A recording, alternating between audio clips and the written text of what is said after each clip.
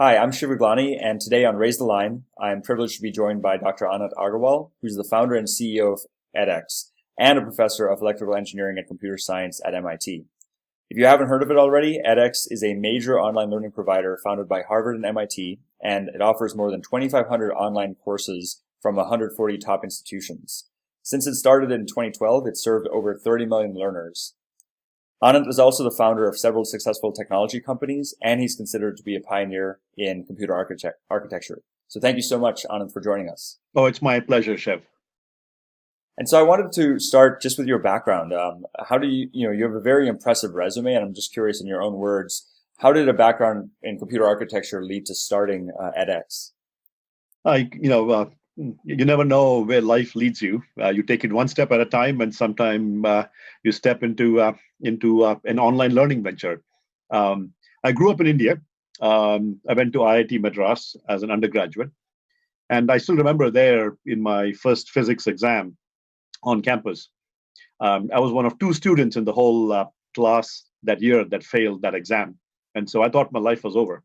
And part of my challenge was I simply didn't have the background in calculus-based physics, and it was quite unreal for me. I came from a small town where the level or the rigor of education wasn't the same as in the big cities. And since then, I've always been thinking about, how do we make education more democratized? Education is a human right. I went to Stanford, got my PhD. I've been a professor at MIT for 32 years, and about 9 years ago, technology had been completely changing so many fields, and cloud computing, video distribution at scale, social networking, gamification had all come together, and was sort of the perfect storm for education.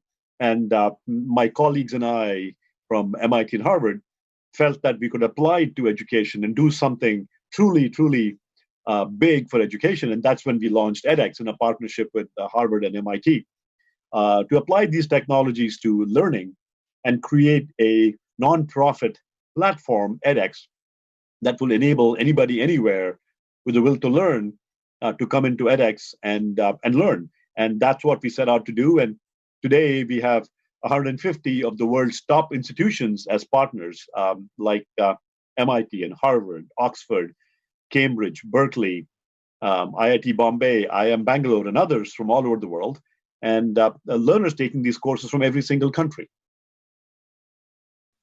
That's incredible. I actually didn't realize the IIT to MIT connection, and like many people who wind up doing amazing things, an early experience, maybe academically challenged, leading to incredible interest in online learning. So that's great. So you started edX 9 years ago, and I'm just curious, how has the organization changed over those times? If you go to 2020, so ignore COVID because we'll be asking about COVID in a bit, but up until 2020, how had the organization changed over those 9 years? So, there was a lot of hype for online learning and MOOCs. We were one of the pioneers of MOOCs. And as a founder of edX and a leader in the MOOC space, there was a lot of hype in those days, and a lot of talk, a lot of people coming to edX to learn and so on. The hype died down about 5 or 6 years ago, but we hunkered down and have been focused on innovation and rigor in learning. And so learners continue to come to edX. In fact, more learners have been coming to edX every single year. And so our growth has been phenomenal. Today, we've grown to 30 million learners. From a evolution standpoint, we started with single courses in 2012. And from there, we innovated and evolved through stackable programs where each program had multiple courses. So we launched a number of radical new credentials like micromasters and microbachelors and professional certificates, where learners can not only upskill themselves and advance their careers, but also create credit pathways into universities. So, for example, we have a micromasters program from Columbia University in AI. And if you complete that, you get a micromasters. It's about $1,000. It's free to learn, open admissions. And if you pass it and get the credential and you get admitted into Columbia University, it will count towards your master's degree at Columbia University in computer science. So one big sort of innovations were in credentialing, stackability, modular programs.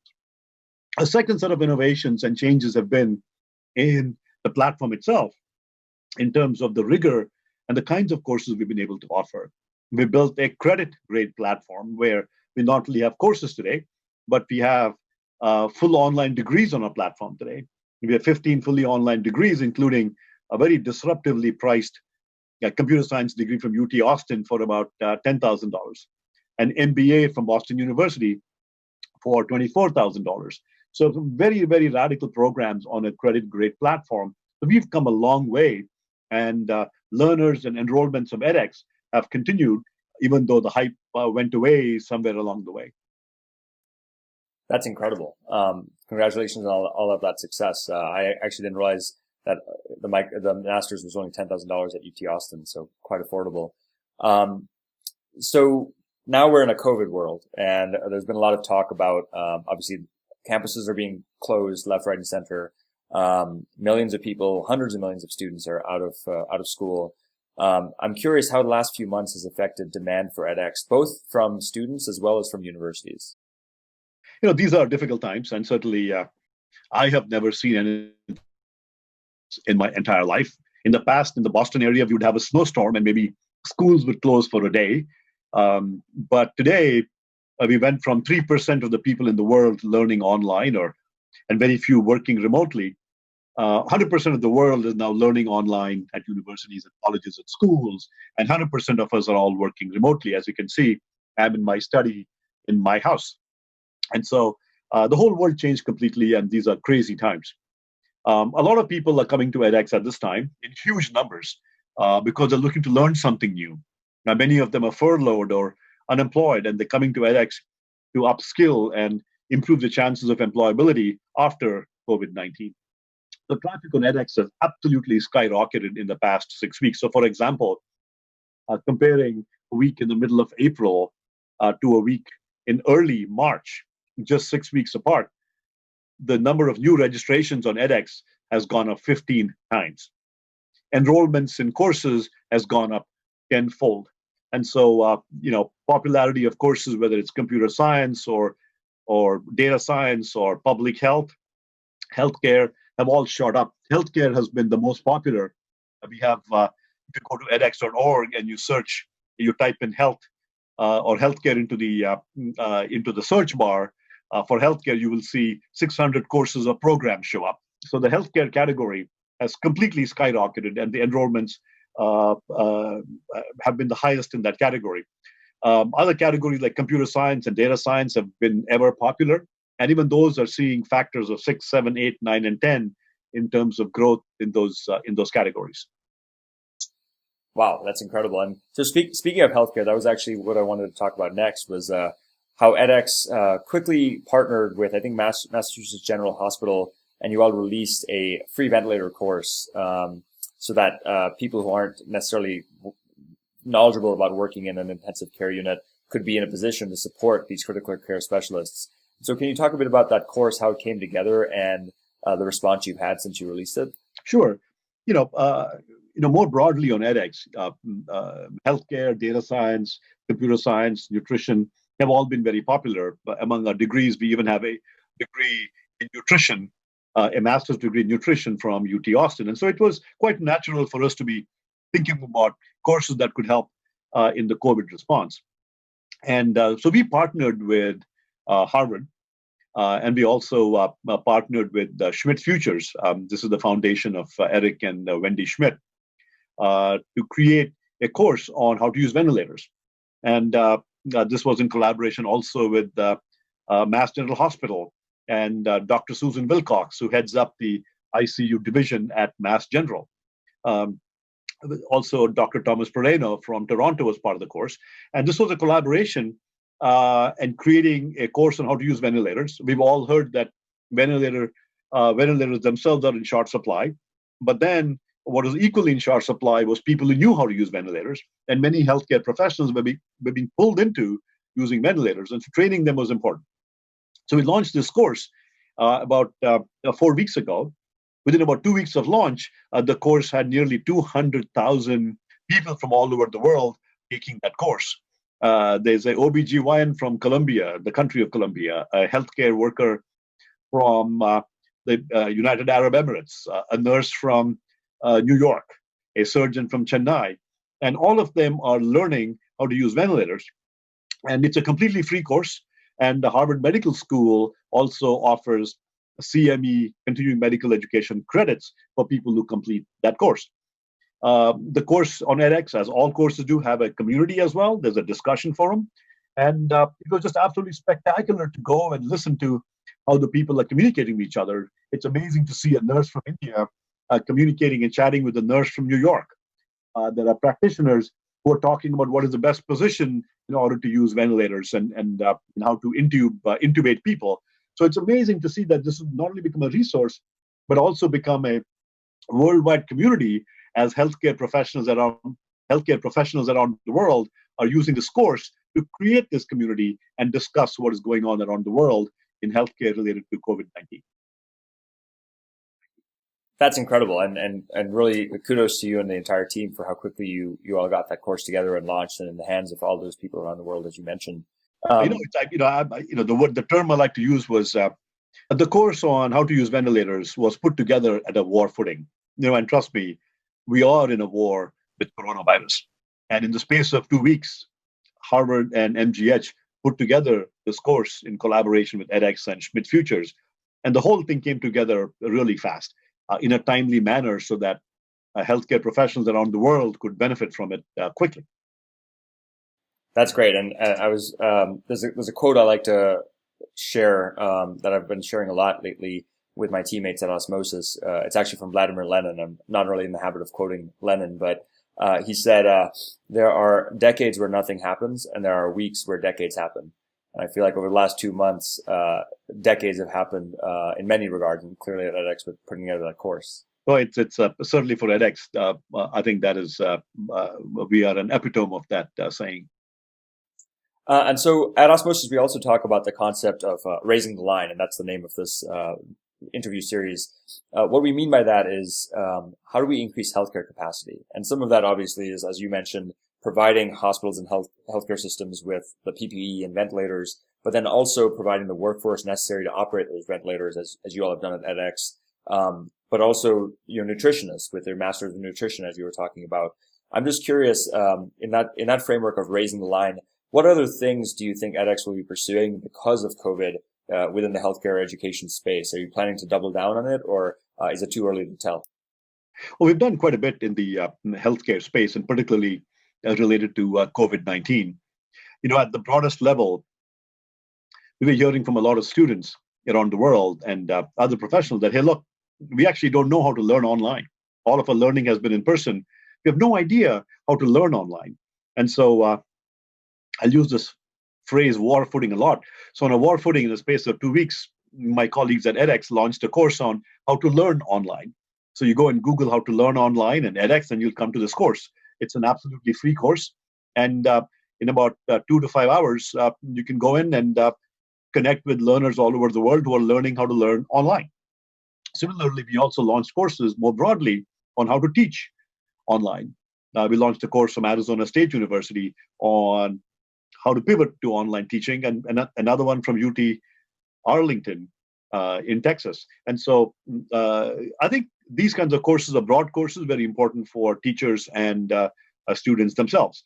We're also launching a lot of courses directly connected to COVID. So for example, we have a course from Hong Kong University on epidemics, and they have special sections on COVID-19. We also have courses from the Chan School of Public Health at Harvard, from world experts like Ashish Jha and others, who are leaders in epidemiology and statistics and pandemics. And Ashish Jha has a course on pandemics on edX. And many of these courses existed before COVID-19. And frankly, I wish many of the leaders around the world and many of us around the world had taken these courses before COVID had hit.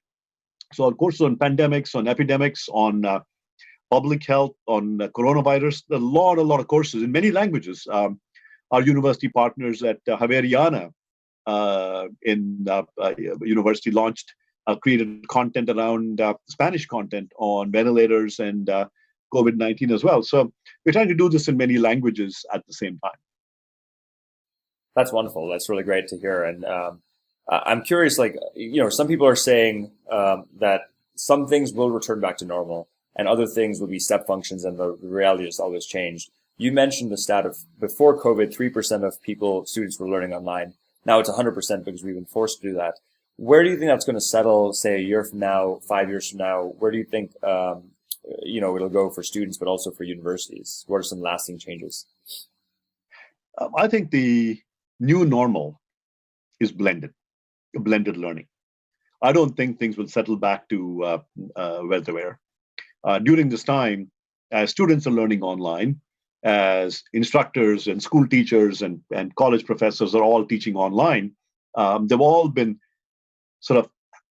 had a crash immersion in online learning. And as they've tried it, you'll find a distribution of people that love it, to people that are okay with it, to people that don't like it. But still, it's a heck of a lot more than 3%. So a lot of people have become familiar with it. And, I remember one instructor that I heard mention that the most engaging course that they have taught was their first online course. And the reason was that when they taught the online course for the first time, students were very comfortable asking questions and engaging with each other, and they would laugh at the jokes with smiley faces and things like that. And everybody was very comfortable engaging and typing in questions and things like that, which you may actually not see in a classroom because students are shy to ask a question. And so students and professors are finding many of the advantages of online learning. Now, in-person learning is also very important and has great advantages, and we're all missing that too. But I think that the new normal will settle down not at 0% online and 100% in person, but I think it will start at maybe 10 or 20% online on campuses and colleges around the world in, say, spring of 2021, and then gradually increase. And I predict that by 2023, 2024, as colleges create more and more online content, within a few years, I believe it will be blended, where the in-person and online learning will be, say, 50-50, 40-60, 60-40, somewhere there. I believe that is going to be the steady state for the future. Wow.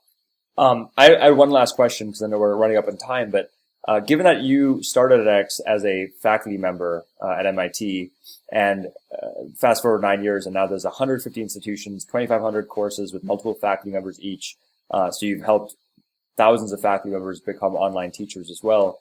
What advice would you give to someone totally new to online teaching who wants to become wants to put their content online? What's like one or two core messages you'd like to give them? So my message for instructors, whether you're a school teacher or a college professor or a medical school professor, and you're interested in putting your content online, teaching online, there are a couple of messages. One is that try it. There are many advantages to it, and you will like the advantages, and your students will really love the advantages.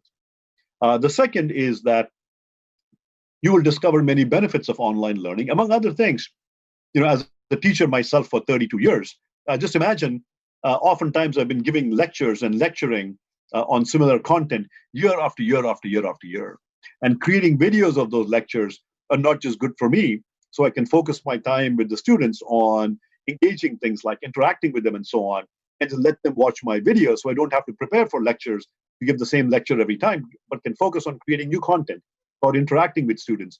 And we're also finding that students often rate the online courses where they can pause the videos, where they can rewind them and as many times as they want, where they can fast forward them. This will be encouraging and appealing for learners as well. So I would strongly urge you to try it out and give it a shot. Well, that's great. On behalf of, again, like a bunch of our audience of 2.5 million learners in the health professions, I'd like to really thank you and the entire edX team for all that you're doing and for taking the time to be with us on Raise the Line today, Anant. Oh, my pleasure, Shiv. Can I say one more thing that you might find a way to stitch in somewhere? Please. So one of the most popular courses on edX at this time is not a course as such, but a wellness course. So we have many wellness courses on edX in terms of how to stay fit. But our course on happiness, the science of happiness from Berkeley, that course has seen an exponential rise during these times. as people are looking for ways that they can be happy in these times. And that course talks about there are techniques in terms of how you can be happy, and you can train yourself to be happy. And so, it is pretty amazing to see how that course has skyrocketed during these times. That's wonderful. Well, we'll make sure to put the link in our description. So thank you again for all your time today. Oh, thank you very much, Shiv. It was a real pleasure chatting with you. And I hope you all out there stay well and stay safe during these times. Thank you. I'm Shiv Gaglani, and thank you for listening to today's show. Remember to do your part to raise the line and flatten the curve, because we're all in this together. Thank you.